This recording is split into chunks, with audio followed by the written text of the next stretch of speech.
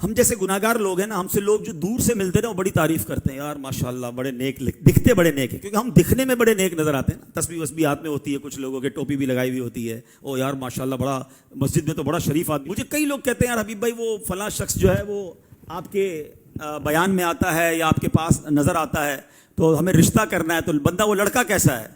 میں نے کہا یار میرے سامنے تو جتنے آتے ہیں نا بڑے شریف بن کر ہی آتے ہیں، کیونکہ مجھ سے ملتے ہی مسجد میں ٹوپی بھی لگا کر آتے ہیں، بیان بھی سن رہے ہوتے ہیں، سر بھی جھکا ہوا ہوتا ہے۔ اب میں کیسے پہچانوں کہ اس کے باہر کرتوت کیسے ہیں؟ تو بھائی آپ خود ہی فیملی سے چیک کر لیں۔ تو ہمارے ساتھ یہی مسئلہ ہے، میں بھی ایسا ہی ہوں کہ ہمیں ہمارے کوئی قریب آئے نا تو اس کو ہماری اصلیت پتہ چلے، دور سے تو سارے ہی اچھے لگتے ہیں۔ اصل کمال یہ ہے کہ قریب رہنے والا کیا بتا رہا ہے۔ اللہ کرے کہ ہم بھی ایسے بنے کہ جو ہمارے قریب آئے وہ بھی اللہ والا بن جائے۔ ہمارے اس کا آسان جواب ہے، ہم سے بعض اوقات باہر محلے والے نمازی وغیرہ دعا کرواتے ہیں، کبھی گھر والوں نے دعا کروائی کہ ماں کہے بیٹا بیٹا دعا کر دینا، بھائی کہے بھائی جان ذرا بیمار ہوں دعا کر دے، یا جس طرح کچھ ہمارے سے ایسے لوگ ہوں گے جن سے باہر والے دم کرواتے ہیں پانی پر، کبھی گھر والوں نے کہا کہ بھائی جان ذرا دم کر دو، ابا جان ذرا دم کر دو، ان کو پتا ہے اس کے دم میں ہی دم نہیں ہے، گھر میں کیا برا حال ہے ان کو پتا ہے نا۔ تو مزہ یہ ہے کہ ہماری خلوتیں بھی پاک ہوں،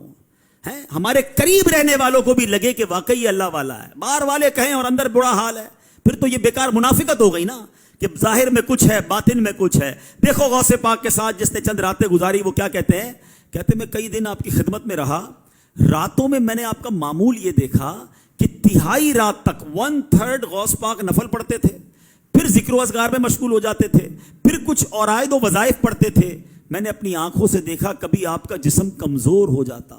کبھی صحت مند ہو جاتا، کبھی میری نگاہوں سے غائب ہو جاتے، کبھی پھر تھوڑی دیر بعد آ جاتے، قرآن کریم پڑھتے، یہاں تک کہ رات کا دوسرا حصہ بھی گزر جاتا، پھر طویل سجدے کرتے، اپنے چہرے کو زمین پر رکھتے، تہجد عطا فرماتے اور مراقبے میں رہتے، یہاں تک کہ فجر تو ہو جاتی، نہایت عجز و نیاز سے خشوع و خضوع سے دعا مانگتے، اس وقت آپ کو ایسا نور ڈھانپ لیتا کہ آپ نظروں سے غائب ہو جاتے۔